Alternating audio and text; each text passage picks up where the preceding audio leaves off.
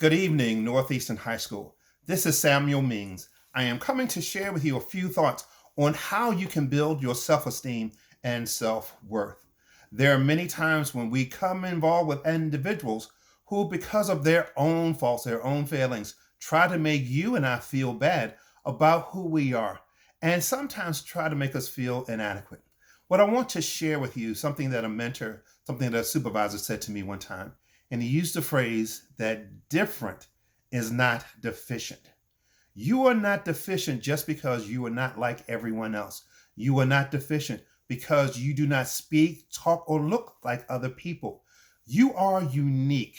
You are you're going on a journey that's going to help you develop into the person that you're going to be. And that can be the best person that you're going to be if we do not allow the voices of other people to interfere with our own personal growth and our own personal development.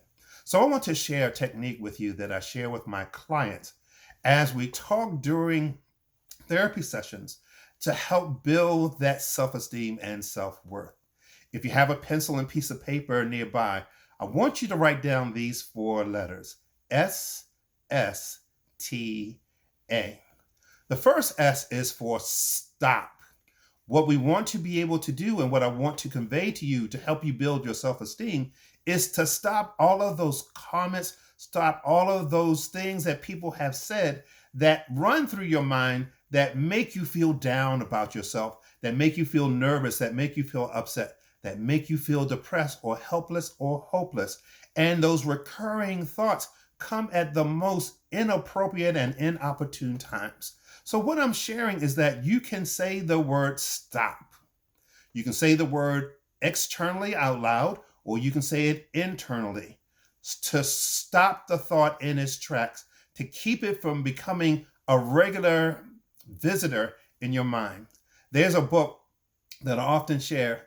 It's called As a Man Thinketh. And in it, James Allen says that thoughts are like seeds and the mind is like soil. And thoughts go in and it becomes rooted and it grows. And what is there about those plants that grow? They produce other seeds. So thoughts that go in can also produce other thoughts. And thoughts of encouragement can produce other thoughts of encouragement. Thoughts that you are inadequate, thoughts that you are not good enough can also produce other thoughts that you're not good enough or you're not inadequate, that you are inadequate.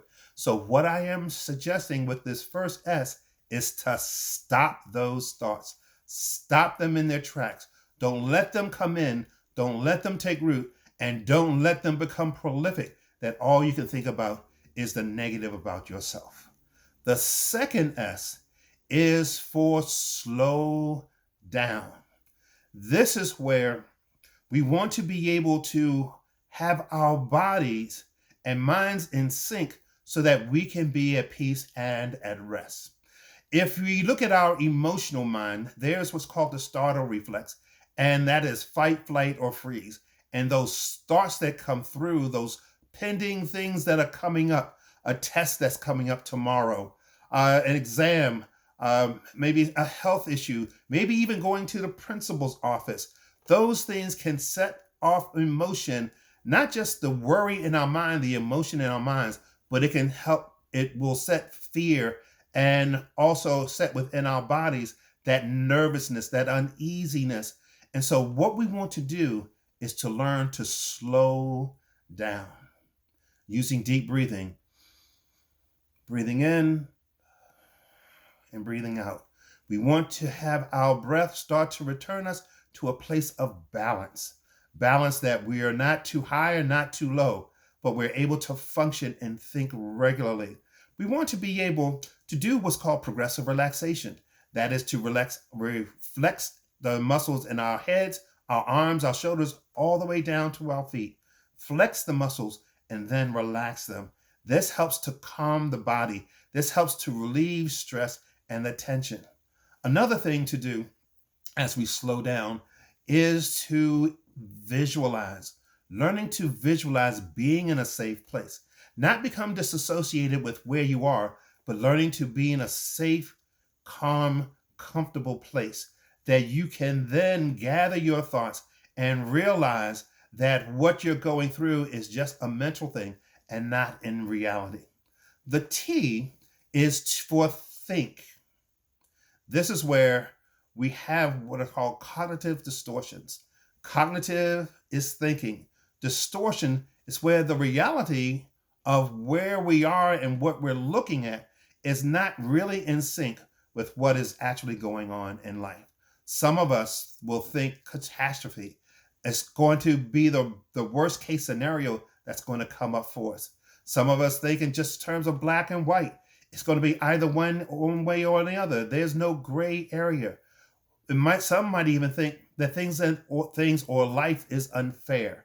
And as that unfairness builds up, we get resentment about those around us who seem to be getting so much more than we are. What we want to do is to eliminate the cognitive distortions, eliminate those thoughts that take our reality out of the realm of what is real. We want to be able to think that I am capable. We want to be able to think that I've done this before.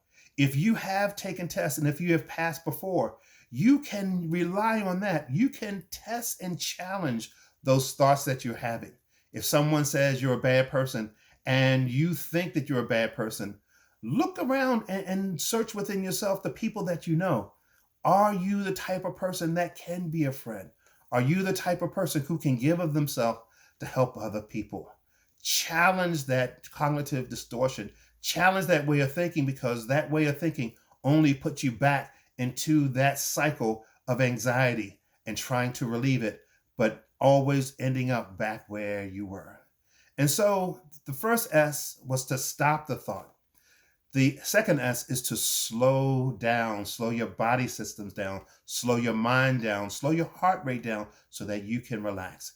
And the T is to think clearly, to think accurately, to know the difference between what is real and what is fake.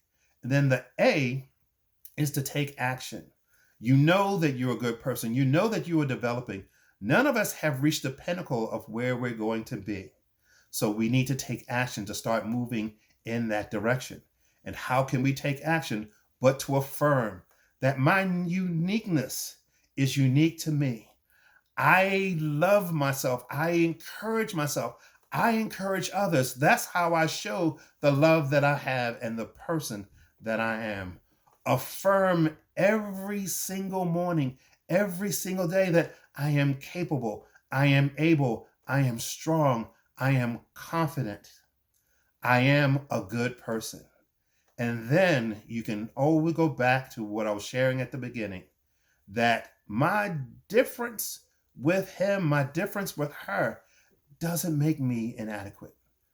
Different is not deficient. Different is what makes this world unique. Different is what's going to make you the person that other people in this world will look to for help and for security. Northeastern High School, from the principal, faculty, staff, and all the administrators, I want to encourage you to think, I am a unique person. I am a person worthy of acclaiming and acquiring all of that I can. And that's because being different helps our community to grow and have diversity. Different is not deficient. Different is helping all of us become the best that we can be. Northeastern, I hope you become the best that you can be so that other people will know the greatness that lies in you.